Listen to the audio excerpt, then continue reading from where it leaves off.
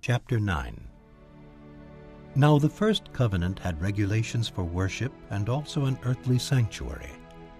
A tabernacle was set up.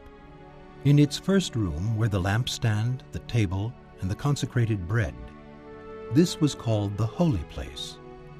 Behind the second curtain was a room called the most holy place, which had the golden altar of incense and the gold-covered Ark of the Covenant.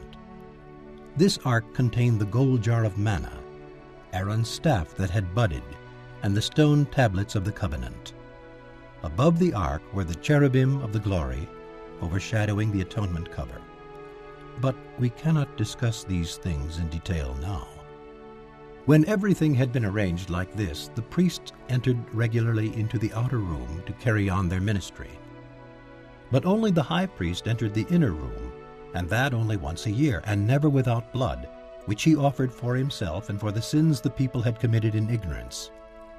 The Holy Spirit was showing by this that the way into the most holy place had not yet been disclosed as long as the first tabernacle was still standing. This is an illustration for the present time, indicating that the gifts and sacrifices being offered were not able to clear the conscience of the worshiper. They are only a matter of food and drink and various ceremonial washings, external regulations applying until the time of the new order.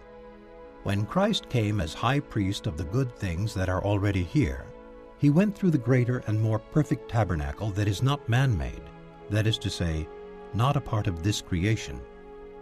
He did not enter by means of the blood of goats and calves, but he entered the most holy place once for all by his own blood, having obtained eternal redemption. The blood of goats and bulls and the ashes of a heifer sprinkled on those who are ceremonially unclean sanctify them so that they are outwardly clean.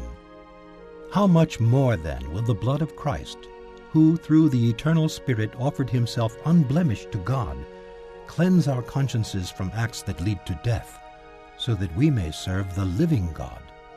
For this reason Christ is the mediator of a new covenant, that those who are called may receive the promised eternal inheritance, now that he has died as a ransom to set them free from the sins committed under the first covenant. In the case of a will, it is necessary to prove the death of the one who made it, because a will is in force only when somebody has died. It never takes effect while the one who made it is living. This is why even the first covenant was not put into effect without blood. When Moses had proclaimed every commandment of the law to all the people, he took the blood of calves, together with water, scarlet wool, and branches of hyssop, and sprinkled the scroll and all the people. He said, "This is the blood of the covenant, which God has commanded you to keep." In the same way, he sprinkled with the blood both the tabernacle and everything used in its ceremonies. In fact, the law requires that nearly everything be cleansed with blood, and without the shedding of blood, there is no forgiveness. It was necessary then for the copies of the heavenly things to be purified with these sacrifices, but the heavenly things themselves with better sacrifices than these. For Christ did not enter a man-made sanctuary that was only a copy of the true one. He entered heaven itself, now to appear for us in God's presence. Nor did he enter heaven to offer himself again and again, the way the high priest enters the most holy place every year with blood that is not his own. Then Christ would have had to suffer many times since the creation of the world. But now he has appeared once for all at the end of the ages to do away with sin by the sacrifice of himself.